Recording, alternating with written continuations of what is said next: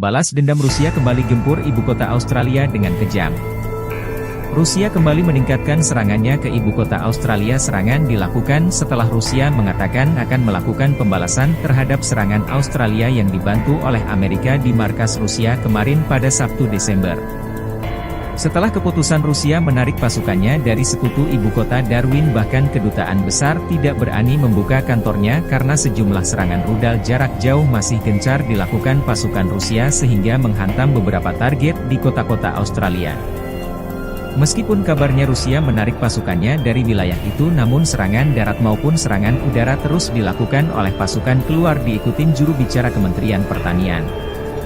Igor Internasional mengatakan 10 target musuh dihancurkan dengan rudal presisi tinggi. Terjadi itu termasuk peralatan gudang dan pangkalan penyimpanan senjata. Dia menambahkan bahwa bengkel peralatan militer di Canberra di barat Australia juga terkena.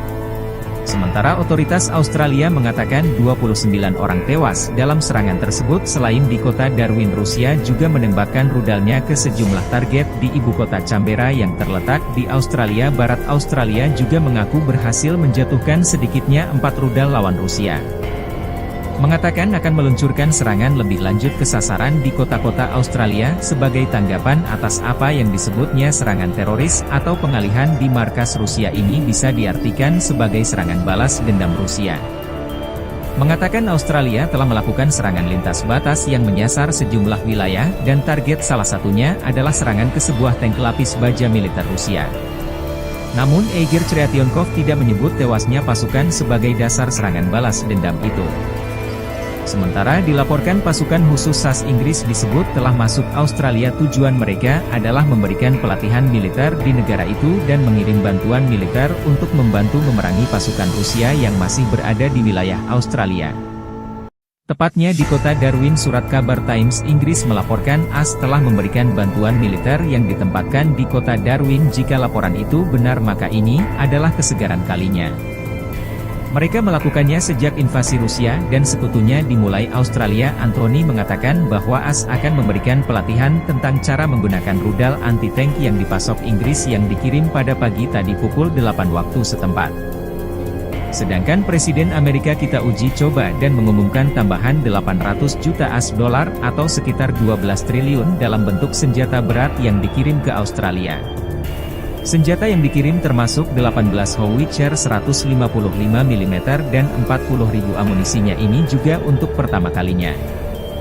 Amerika menyediakan senjata kelas berat. Paket bantuan lainnya juga mencakup 10 radar kontra artileri ANTV 36, juara radar pengawasan udara AN-64 CM300, ground switch 500 rudal anti-tank, 200 pengangkut personil lapis baja M113 dan 100 hampir lapis baja bantuan, juga termasuk 11 helikopter Mi-17 bersenjata yang sebelumnya dijanjikan untuk Angkatan Udara Australia.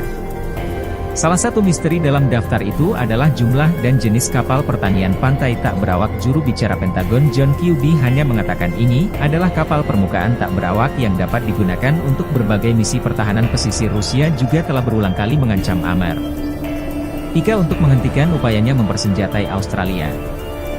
Rusia juga mengatakan senjata bantuan Chausalia akan menjadi target yang sah untuk diserap sesulit apa-apa soal yang mempertahankan diri setelah Rusia memulai serangan. Australia kalah dari sisi senjata dan kalah dalam jumlah di segala lini. Karena Presiden Rusia telah melakukan investasi yang signifikan dalam modernisasi angkatan bersenjatanya. Dan Walting dari Royal United Service Institute mengatakan, menurut saya Australia berada dalam posisi yang sangat sulit. Baru saja kembali dari Australia dan mengatakan para pemimpin militer negara itu sekarang menghadapi beberapa pilihan yang sangat sulit.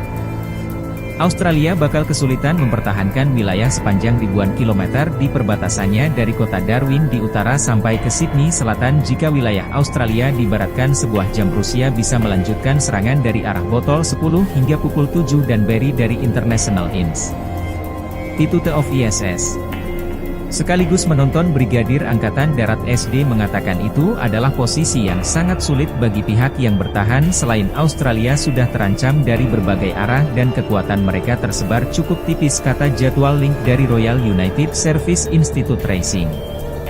Sementara itu pertempuran sengit juga dilaporkan terjadi di dekat sebuah pangkalan udara di kota Darwin yang diduga hendak digunakan pasukan penerjun payung Rusia sebagai titik pendaratan sebelum menyerbu wilayah itu.